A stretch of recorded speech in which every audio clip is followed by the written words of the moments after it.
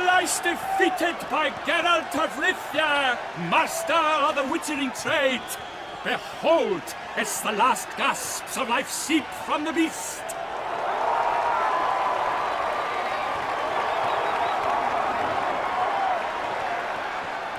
Master Geralt, do what you must. Finish the deed! Monster's no threat. No need to kill it. A victor may always show mercy.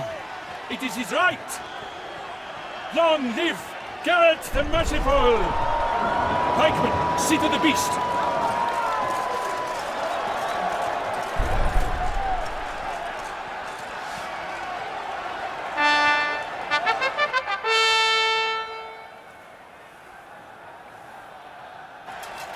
Forgive me. I am not as nimble as in my younger years. You fought bravely. Thanks for your help.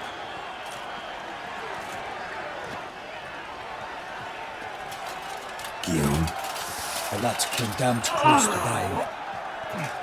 I'm fine. Not hurt at all. Vivian?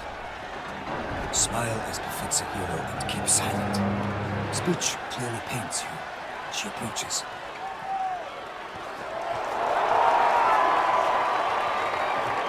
Geralt. We must talk. Vivian. You shall talk later, in the medic's tent. Geralt, magnificent, breathtaking. Your Grace. We knew that to summon you was a brilliant idea. We're delighted, ravished to have struck upon it. And I'm truly honored. See to our young hero. Hop, hop. For we must make off with Geralt. We should talk. We had been long awaiting your arrival. Had nearly lost hope. Then suddenly, that entrance, so spectacular.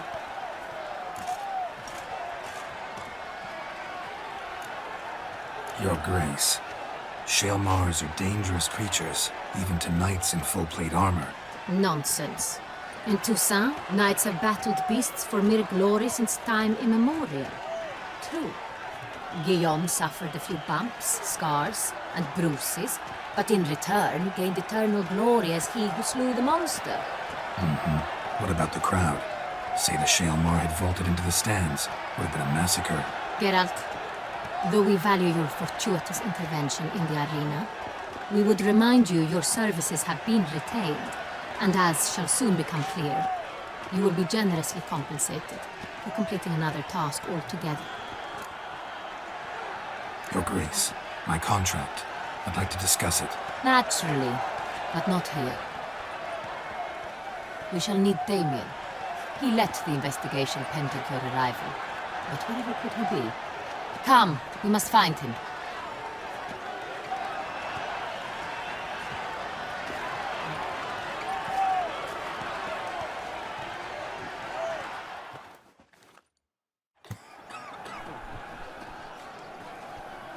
Tell us, have you come alone? Or did Viscount Julian accompany you?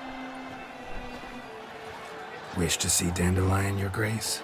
Yes. I mean, no. Yes. But solely to tell him we regret. Yes, deeply regret rescinding the death sentence we so justly handed down upon him. If we could turn back time, we would make certain he sat in a tower till he rotted. No, we would ensure he was broken on the wheel, then drawn, hanged, and quartered.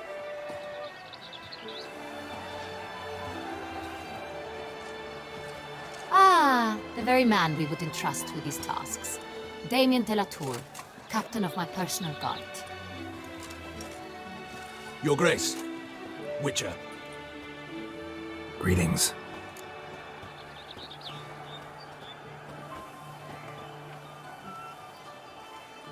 I examined the body of the beast's last victim. Might have found something. Need to analyze it. A quiet place, that's what I could use most right now. And maybe the help of an alchemist or a mage. Also like to hear all you know about the previous victims. Take it Sir de la Tour is my man for that. Firstly, call me Damien, please. Secondly, you should know I spoke against summoning you here. I've heard much about you. You bring trouble, or thus far have, always. And we've enough trouble as it is. Yet we are capable of defeating the beast on our own. without an outsider's help. I've no doubt about it. Damien, we settled the matter of the Witcher's employ some time past. Definitively. Since you have broached it nonetheless, let us discuss Geralt's pay. Are the legends true? Do Witchers usually demand that which you find at home, yet did not expect?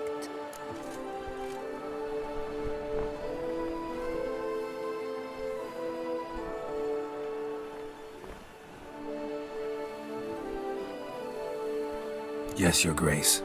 The law of surprise. Time-honored. We shall becant it. The surprises we encounter on a daily basis would be of no value to one such as you. What awaits at the palace are edicts to sign and portraits of suitors from far-off lands. I fear you would find little use for either. Thus we've decided you shall receive the deed to a vineyard, Corvo Bianco, and the sum of coin. You will doubtless consider this adequate. Title to the vineyard shall be given to you at once. Surely you'll need lodgings while you hunt. The coin, however, will be yours only once you have slain the beast. Lovely, generous gesture, Your Grace. Corvo Bianco. Isn't it the Duchy's temporary morgue? Is it now? The Chancellery's bungled things again, we fear. Not to be left unsupervised for one instant. Yet, in its mood, a morgue should present minimal problems to a Witcher. What's more, nothing enhances a wine's reputation better than a grim legend. Thank you, Your Grace. I accept the contract, of course. But as I said before, I'll need some information.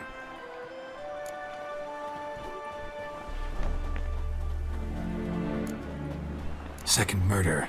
Tell me what you know. In the city there are certain nooks. No one reasonable ventures there after dark. Ramon Dulac's corpse was found in one such place. With the first murder, terror gripped the city. Its inhabitants grew wary, kept to safe areas. Consequently, news of the second victim came to us from a group of concerned cut-purses. Criminals fear the beast? Telling in a way. Take it you've excluded the possibility that Ramon died at the hands of these bandits. Do you believe me, an amateur? Not hands, but claws killed Ramon Dulac. The wound was deep, clean. His body was found in the gutter, dressed in nightshirt and cap, a pillow placed under his head, and his sword replaced by a bed warmer. Ramon Dulac, a knight who but a dozen years past was an advisor to our father, the Duke. Someone went to a lot of trouble to make him look ridiculous. Maybe revenge was the motive. It's not out of the question. Dulac had shady dealings with the criminal underworld, but no one ever came forth with concrete proof of any misdoings. How'd it start? Who was the first victim? Crespi was the first to die. He was famed once for his many glorious tournament victories. Then he grew old, hung up his sword, and took to winemaking. Crespi was not loved by the wine merchants. He was ruthless in business and thought to cheat many a time. He asked us for a dispensation from all court ceremonies. We did not grant it. We could not. Once you've taken the oath of a knight, you remain a knight till death. How'd he die? Where'd they find the body? Quite unusual, the circumstance. He was at a feast when suddenly one of his fellow feastgoers noticed he was missing. The town watch found him an hour later, on his hands and knees, propped against the town pillory, his sword hanging from his neck. He had died of wounds inflicted with claws, not a weapon. Blows of great force. So he died suddenly, but the body was on its knees, meaning someone posed it. So it seems. So, first two victims were knights, best years behind them. The same could be said of the third. Sir Delacroix was wont to claim that in modern times knights face new challenges, enterprise being the latest addition to the chivalric virtues. He made a veritable fortune in the grain trade. Palmerin even nicknamed him Sir de la Stinchi. Found a coin pouch on his body. Contained florins dating from various times, hailing from different provinces of the Empire. Delacroix loved coin, true, but had no patience for numismatics. Lots of similarities between the victims. All the bodies were found in strange places under extraordinary circumstances. Seems the murderer, whoever or whatever it is, has some meaning to convey. These were honorable men. We are horrified by the disdain, the disrespect with which they were treated. These were knights of Toussaint. Blast it. Might be the point. From what you say, none was a model of virtue. Ever considered that's what the beast's trying to draw attention to? All the murdered men were knights who swore fealty to the 5 chivalric virtues. And even if the Knights of Toussaint swear fealty to what virtues exactly? honor, wisdom, generosity, valor, and compassion. Beast seems to be pointing up moral decay, denouncing it. Victims were all humiliated. Might have been murdered to emphasize their lack of specific chivalric virtues. Honor compromised by the pillory. Wisdom by ridicule. Generosity by a coin pouch shoved down a throat.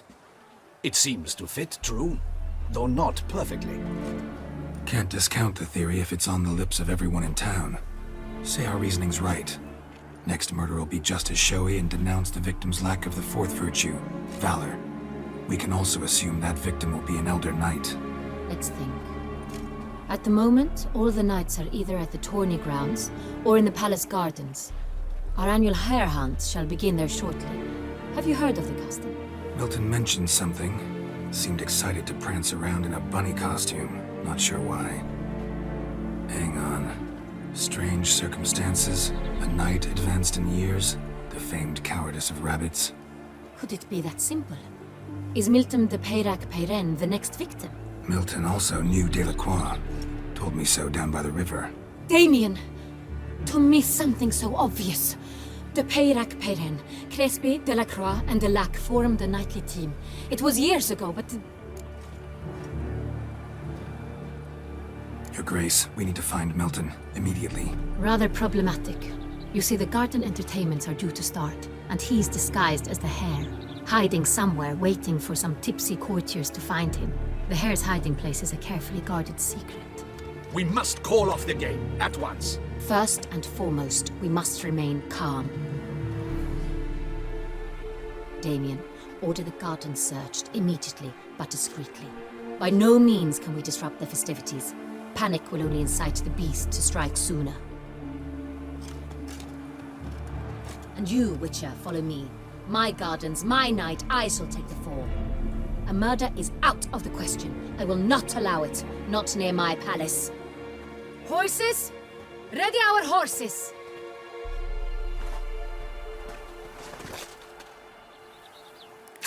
Your Grace!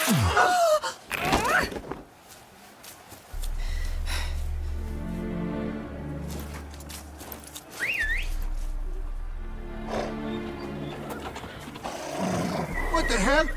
Why, I should... Your Highness, Mind it doesn't get wrinkled.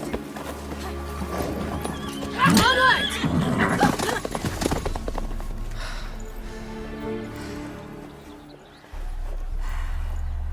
Hey! That is silk! Be careful! Give it to me!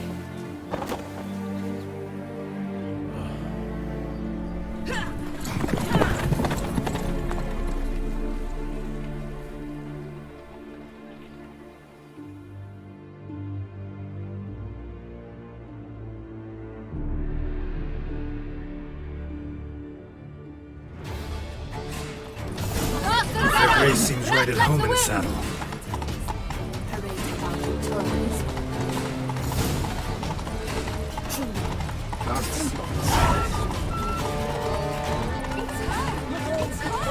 Clear the path! Clear the way, I said!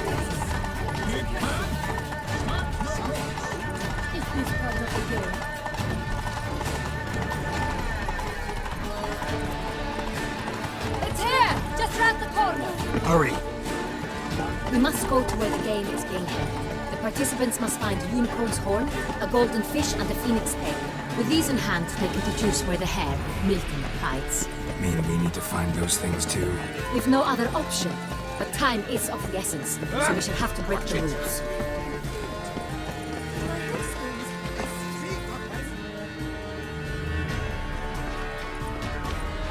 On second thought, through here. I shall show you where the hunt plays out. Then we will split up. You will get hold of the unicorn horn and the golden fish, while I nab the phoenix egg. That will be quickest. Golden fish. Do I need a rod or a net? Please, Geralt. It's not a real fish. Look there, towards the water. See the lights? The hunters are trying to hook the fish from boats. You must simply dive in and find it. The unicorn. How do I catch it? It's terribly skittish, true, but I'm sure you will find a way to earn its trust. It runs around over there, look. The golden fish and the horn both contain things or clues that will help us find Milton. Once you have fish and horn, find me among the other phoenix egg hunters. All clear? Then let's get to it. Game over.